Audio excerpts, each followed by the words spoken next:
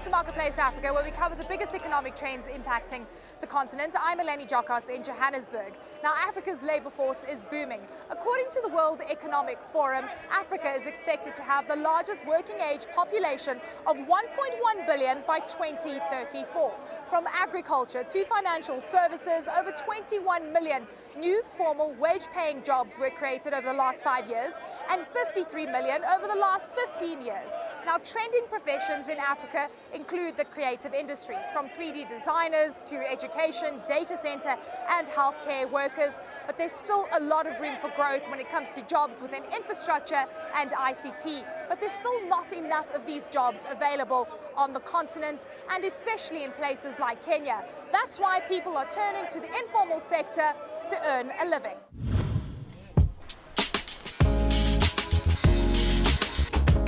Carpentry, cleaning, food service, transportation. The streets of Nairobi are alive with commerce. And the majority of work done here in Kenya takes place within the country's growing informal sector. I do several things. I'm a plumber, electrician, and also do paint work. Stephen Mushange is one of about 12 million Kenyans working within the informal sector, known for low-paid, irregular work without employment contracts, government regulations or worker protections. And the significance of the sector continues to grow. The contribution of the informal sector to Kenya's GDP increased from 18.9% in 1999 to 23.5% in 2016. So that means that it accounts for about 1/4 of the country's GDP.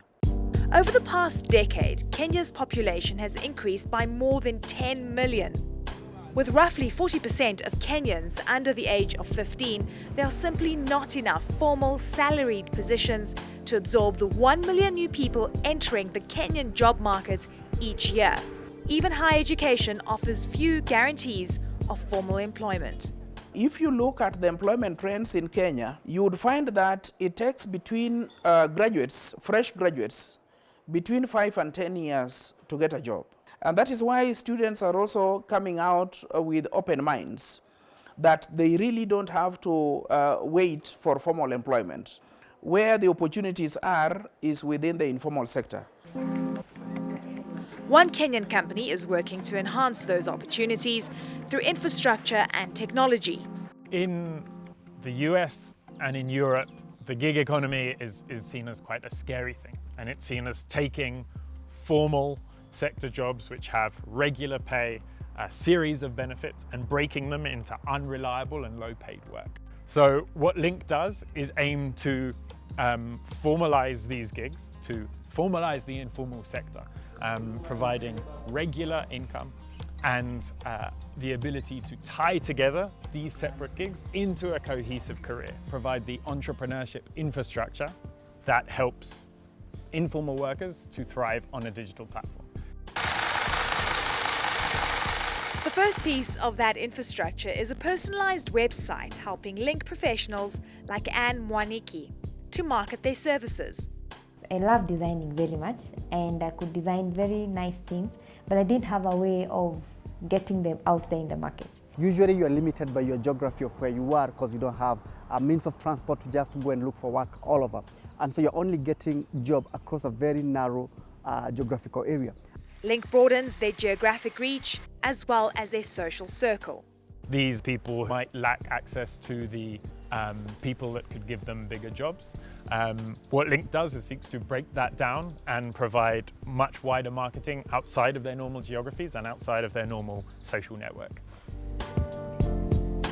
This is my profile on the Link website. It has my rating, has all my photos.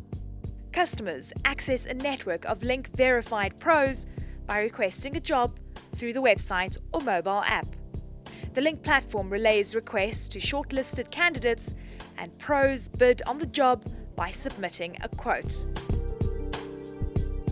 Mushange says he has completed more than 300 jobs through the Link platform over the last 2 years. The customers have given out their reviews, and start with this one. She is called Niraj. It was a 4.5 out of 5 rating. With informal employment growth outpacing formal employment growth in Kenya by 16%. Entrepreneurs like Mushange see opportunities ahead. If you do something with passion, something that you love, you'll always produce the results. And where there are results, of course, the rewards are good. When we return, I'll introduce you to a Harvard dropout whose startup turned him into one of the world's youngest self-made billionaires. Stay with us.